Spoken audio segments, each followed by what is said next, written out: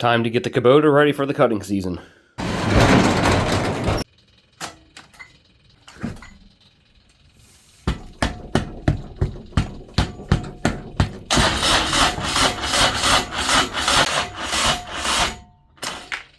Not quite. Let's try that again with this jump pack on there.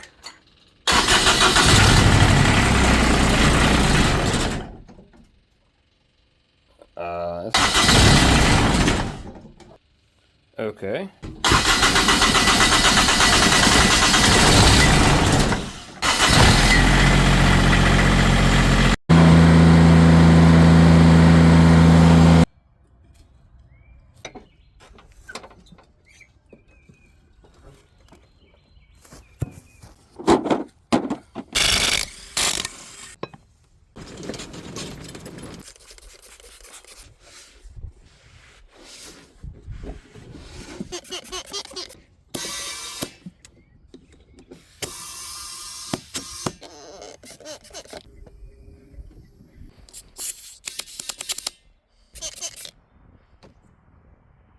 I don't see any leaks. Clean up your rims while you're in here.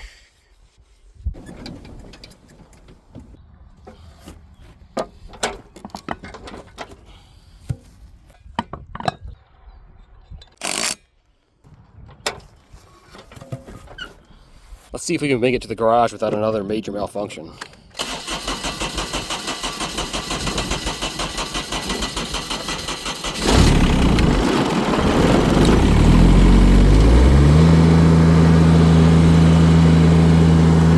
I think I figured out what was making it hard to start. I noticed not only was it hard to start, but it also was not turning off when I turned the key off, which I've never had that issue with this thing before. So then I took a look at this shut off right here.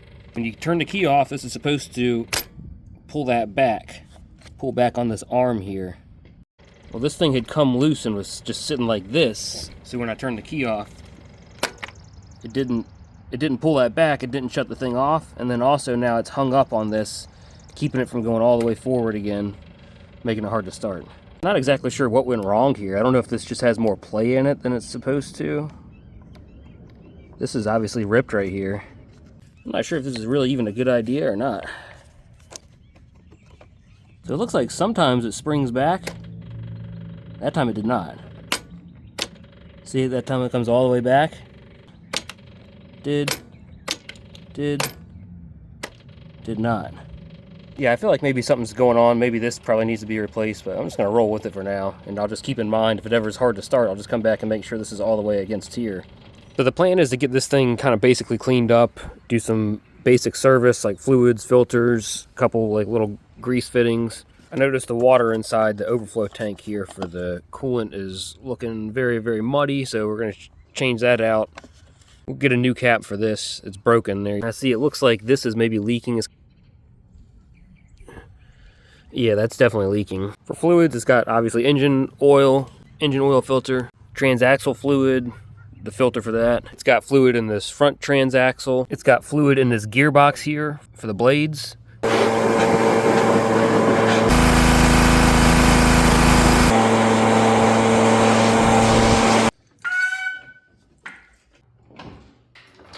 Drain plug on the crankcase is right there.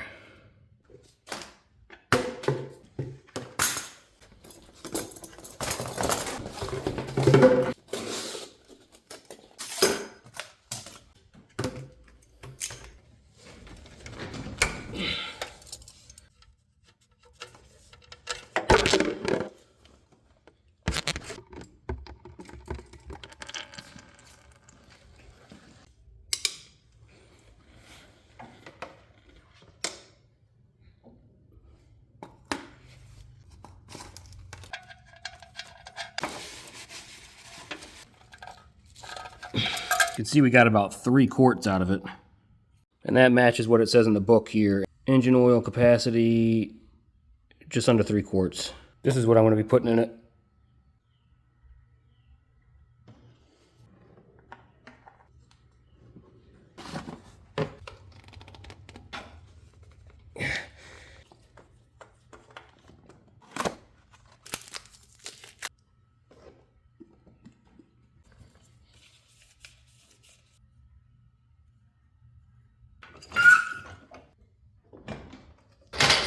All right, let's straighten out this transaxle.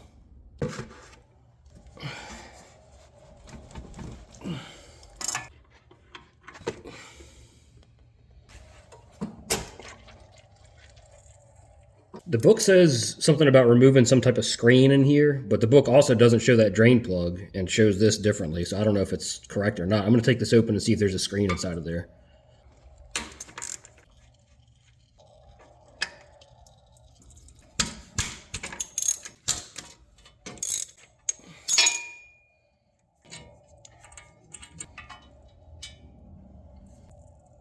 I don't see no screen. Oh yeah, there's a screen in there. I do see a screen in there. I'm not sure if that comes out. I ended up spraying through here with brake cleaner and coming outside and just tapping it out. And look at all this RTV that came out of here. I mean, this was all on, I guess, the outside of the screen. So I guess the screen did its job, but I don't know what this is. I don't know if it's from the factory or somebody did some repair at some point.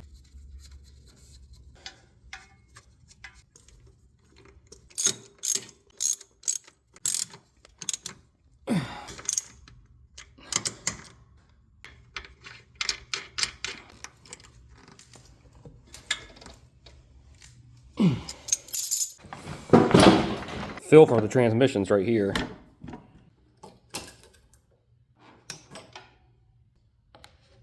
Here's what we're putting in it. Not just into UDT, super UDT 2. Takes about 3 quarts. Almost forgot about this filter here.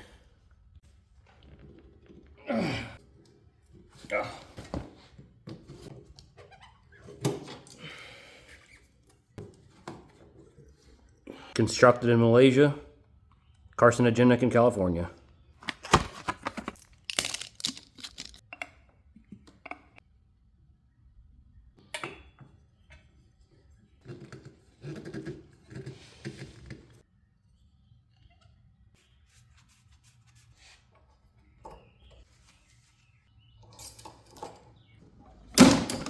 Moving right around to this front transaxle here.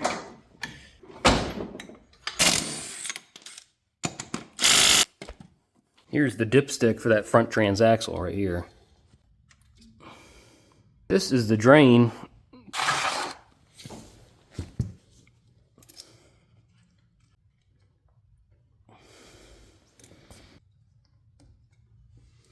Wow.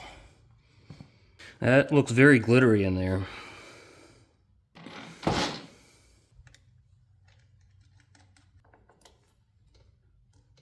Torque spec. Same thing over on the other side. Whew, get a wrench. Oh my God. That was ridiculous.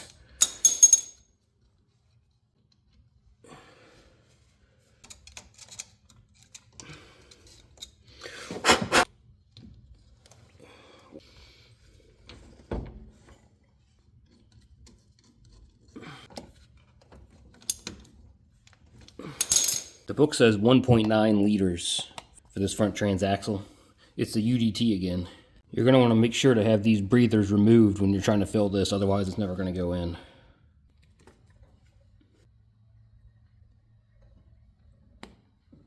I never was able to tell where the fluid was leaking from here, so I'm going to get this nice and cleaned up so that when I drive it again, if it does leak again, I'll be able to find it.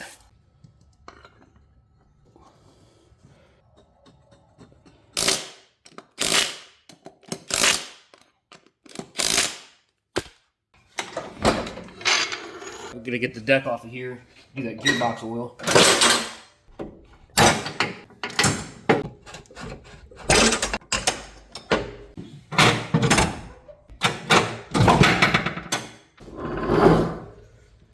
Here is the gearbox. You can see this gearbox and the pulley that's attached to it are shaft driven from the transmission. And then these other pulleys are belt driven off of that pulley there. I guess that's the fill, and this is the drain. I don't really know what that is.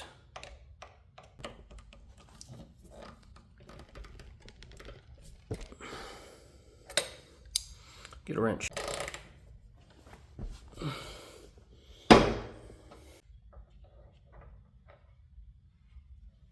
All right, I have the deck kind of jacked up in the back there. All right, I got this little bendy funnel here. See how this goes.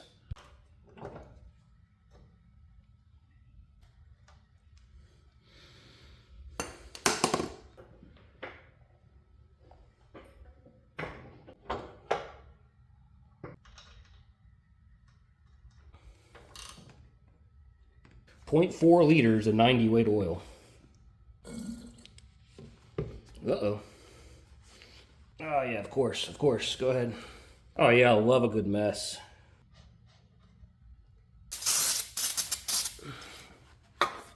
I wasn't able to get 0.4 liters in there before it started spilling out, but I also didn't get 0.4 liters out of it, so I need to tip this thing all the way up over on its edge to get everything drained out of there.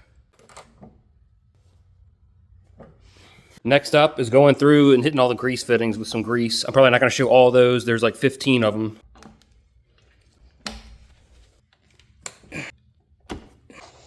Get all that old grease coming out of there. She's probably overdue for it.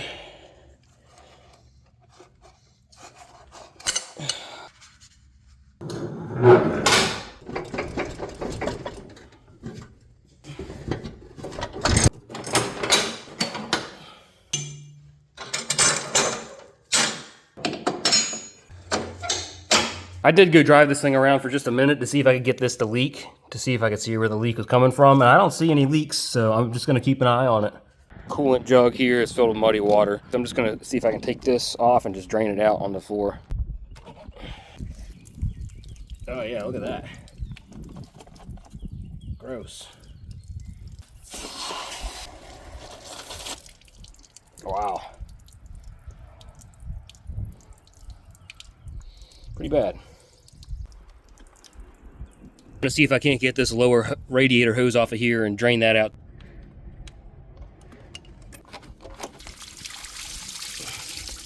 It's a little muddy.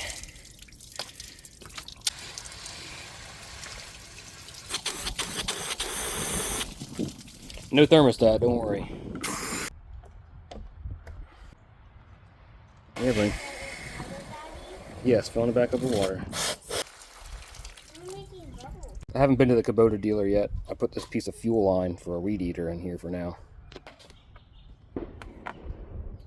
What was that? Sounded like a gunshot, bud. Get all this stuff out of here from off the radiator.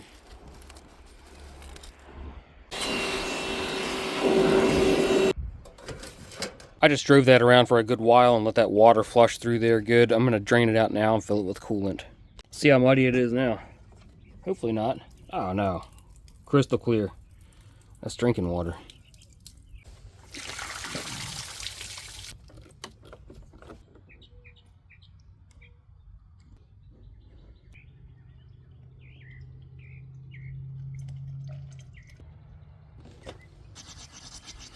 Make sure to get those proportions exact now.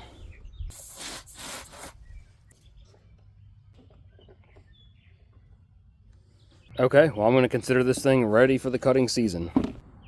And yes, this is a hood made out of a trash can.